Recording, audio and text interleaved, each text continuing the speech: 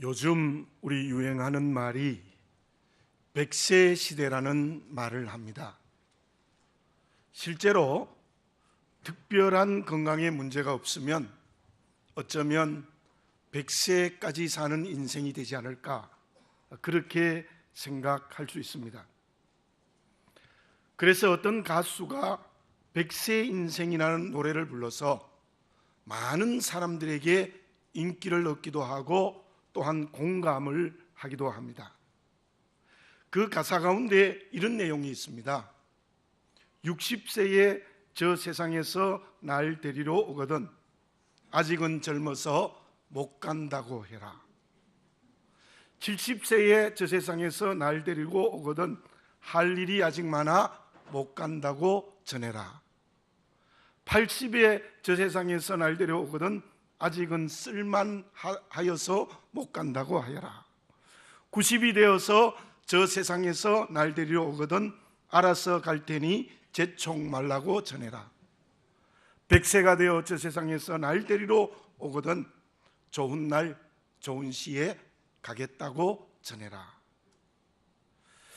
노후를 건강하고 그리고 아름답게 살고자 하는 인간의 욕망이 아마 이러한 노래를 만들지 않았나라는 생각을 하고, 실제로 많은 사람이 공감하기도 하고 또 함께 감동을 받기도 합니다.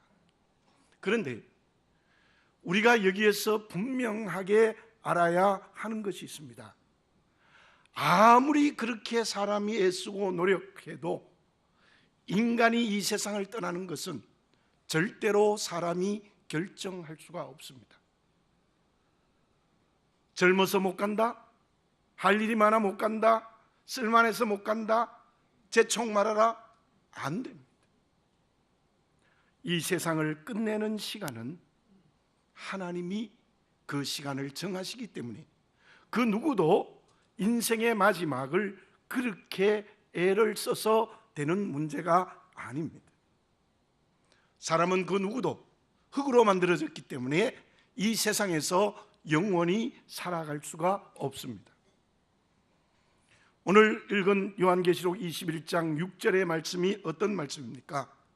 나는 알파와 오메가요 처음과 마지막이라 내가 생명수 샘물을 목마른 자에게 값없이 주리니.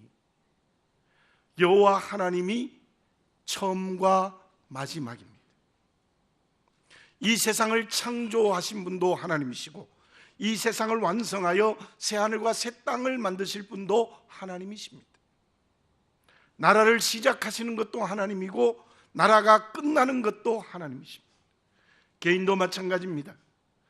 내 개인의 삶의 시작도 하나님이시고 내 인생을 마감하시는 분도 하나님이십니다.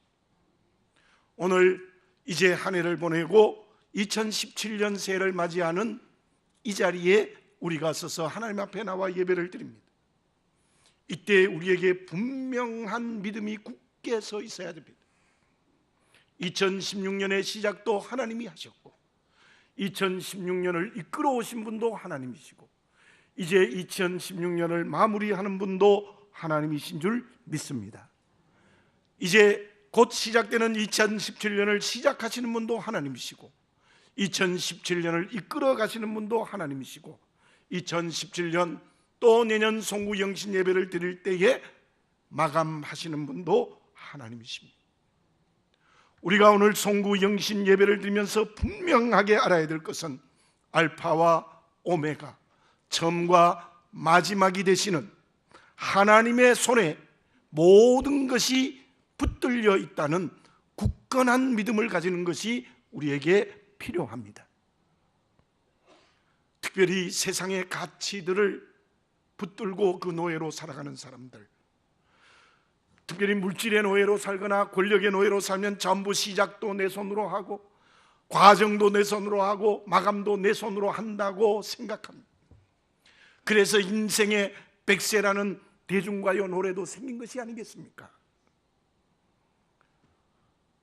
예수님 시대의 종교 지도자들은 율법을 가장 잘 지킨다고 하면서 그들은 권력의 노예가 되어 시작도 내 손, 과정도 내 손, 마침도 내 손, 그렇게 살아갔던 그들은 예수를 십자가에 못 박아버리고 말았던 것입니다.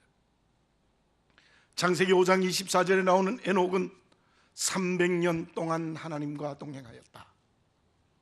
아마 그 말씀을 읽어보면 65세가 되어 무두셀라를 낳았다. 그것은 65세의 에녹이 회개한 것 같아요. 그리고 그 후 300년 동안은 하나님과 동행했다. 무슨 뜻입니까? 에녹의 인생의 시작이 하나님, 과정도 하나님, 에녹의 인생을 마감하는 분도 하나님이셔서 그는 죽음을 보지 않고 승천하는 역사가 일어났다는 것입니다. 자기 자신을 정직하게 바라보시기를 바라겠습니다. 내 개인과 가정과 직장과 사업, 우리 교회까지도 정직하게 들여다보시기를 바라겠습니다.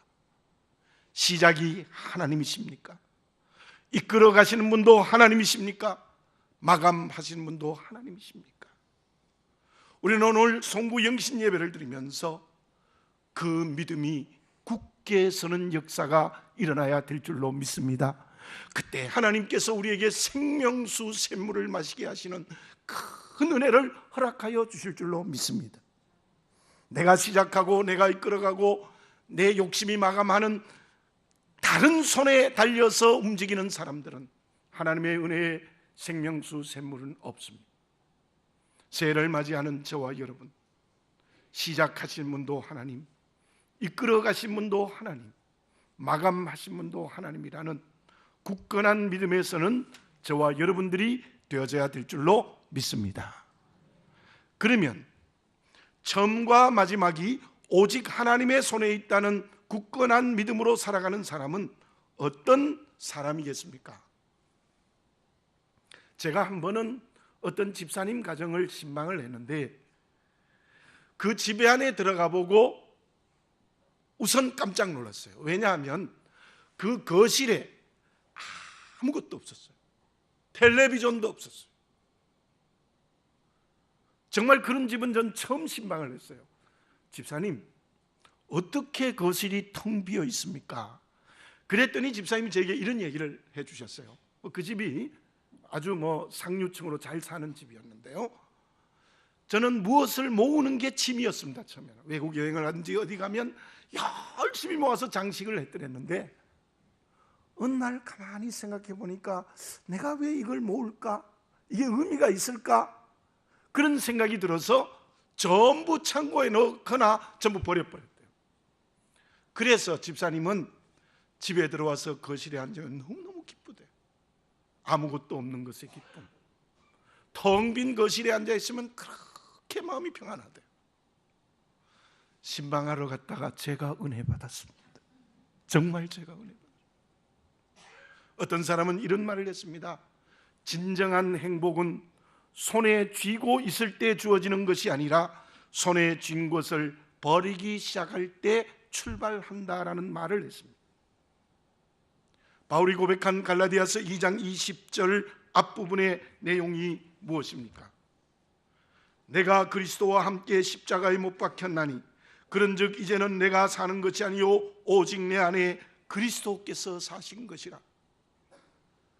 바울이 여기에서 고백하는 게 무엇입니까? 내가 그리스도와 함께 십자가에 못 박아 죽었다. 여기에 내는 분명히 죄인, 이기적인 자기 죄인, 바울의 자기의 이기적인 죄가 십자가에 못 박힘으로 말미암아 내 안에 내가 산 것이 아니라 예수 그리스도가 살아서 하나님의 자녀되어 생명과 영생의 길을 걸어가게 되었다는 고백일 것입니다. 저와 여러분들은 이 구원의 기쁨이 있는 줄로 믿습니다.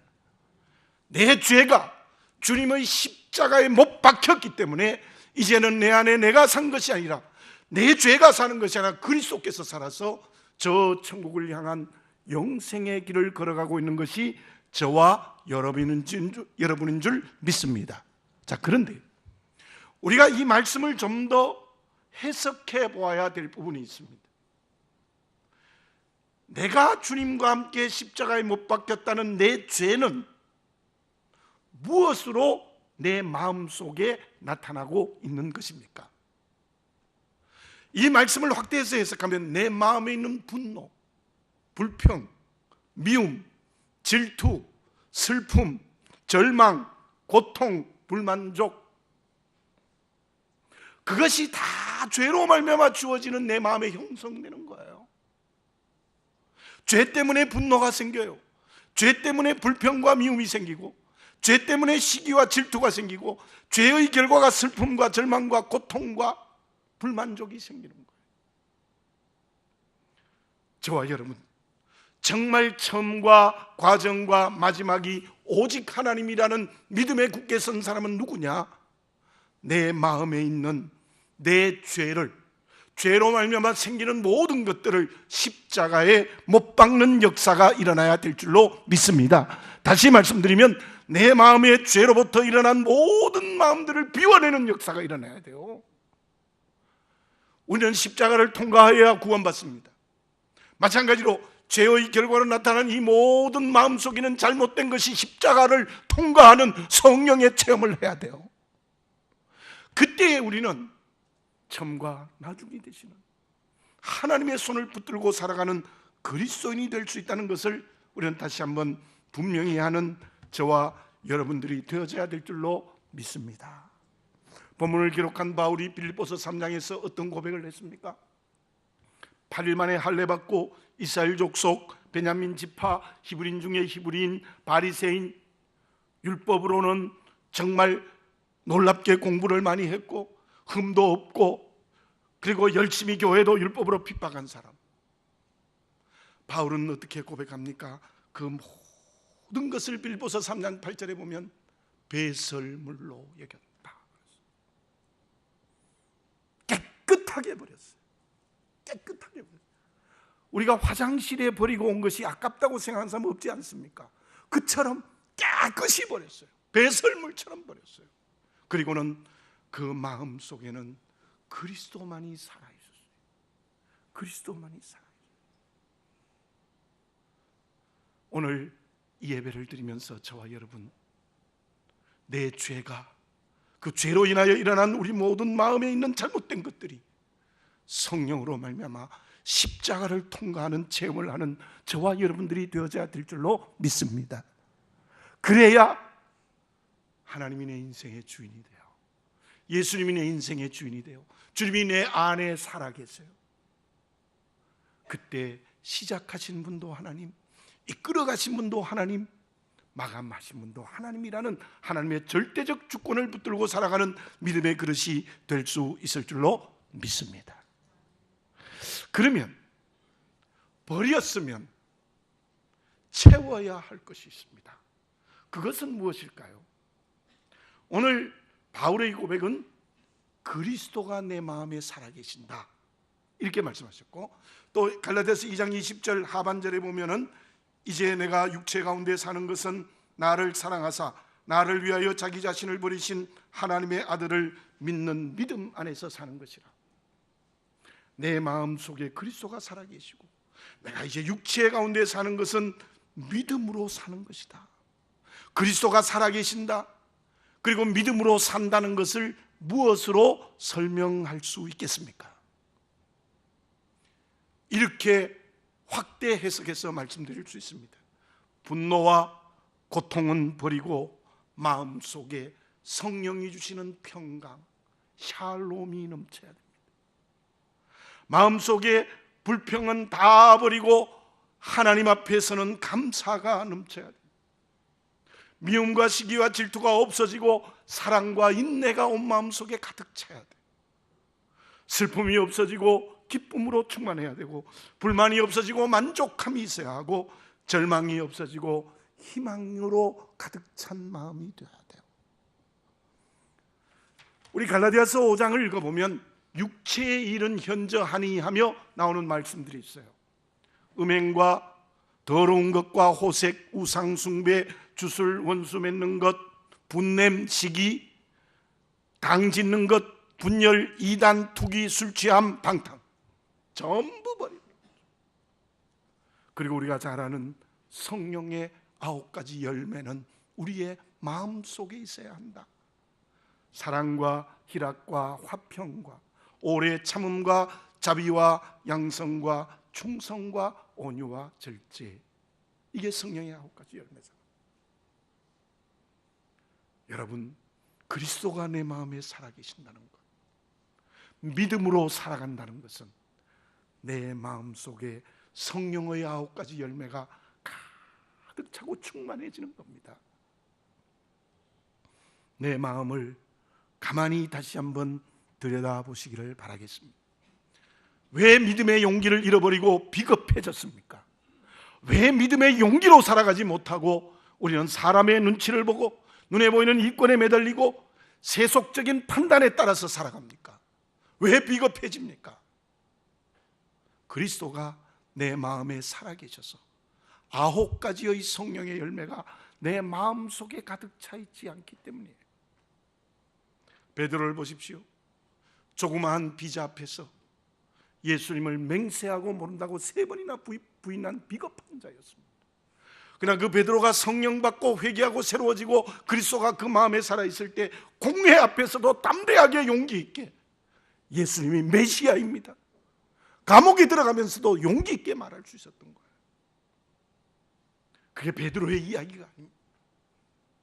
2017년의 저와 여러분들의 삶이 되어지는 역사가 일어나야 될 줄로 믿습니다.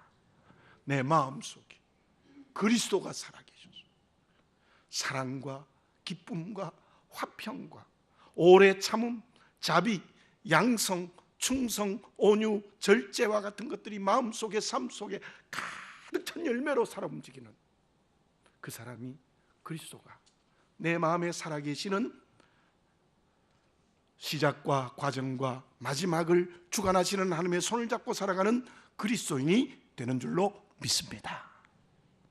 결과는 어떻습니까? 요한계시록 21장 7절을 제가 다시 한번 읽어보겠습니다. 이기는 자는 이것들을 상속으로 받으리라. 나는 그의 하나님이 되고 그는 내 아들이 되리라. 저와 여러분, 우리가 하나님을 믿는 자로서의 최고의 축복이 무엇인지 아십니까? 복을 받는 것도 축복일 수 있겠지만 복도 받아야 되겠죠, 하나님의 복. 그런데 우리가 정말 하나님이 주시는 최고의 축복은 하나님이 나를 보고 너는 내 아들이야, 너는 내 자녀야. 이게 최고의 축복입니다. 최고의 축복이에요. 하나님은 우리 아버지가 되고 나는 그의 아들, 딸, 자녀가 된다는 게 이게 얼마나 큰 축복입니까? 그러면 모든 것을 상속해 주겠다고 약속합니다. 우리가 그렇게 하나님의 자녀로서의 길을 걸어가면 하나님께서 모든 하늘과 땅의 기업에 축복 주시겠다는 거예요. 상속해 주시겠다는 거예요. 아이고, 고난밖에 없는데요? 그러면 천국의 기업을 주실 거예요. 분명히 시작과 과정과 끝이 오직 하나님의 손에 있다는 그 믿음으로 삶으로 말미암아 하나님의 아들이 되어 하나님의 것을 상속받는 그리스도인이 되어져야 될 줄로 믿습니다. 연말이 되어서 제가 가장 많이 받은 연말 새해 인사가 무엇이었는지 아십니까? 우리 고향 친구들도 특히 안 믿는 친구들까지도 전부 무엇이 왔느냐 하면 물음표와 느낌표. 여러분들 받으셨습니까? 예. 문자 보내면 전부 물음표와 느낌표, 이게 굉장히 많이 받았어요.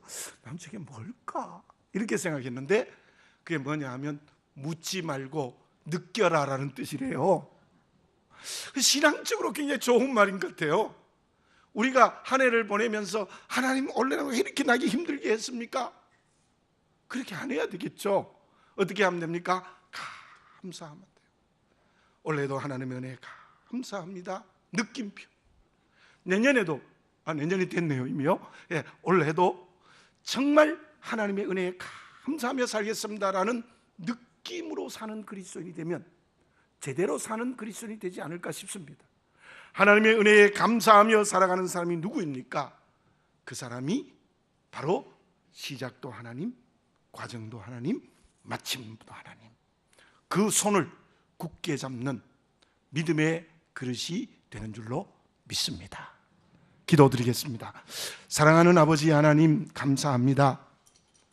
한 해를 잘 마무리하고 2017년이 시작되어졌습니다.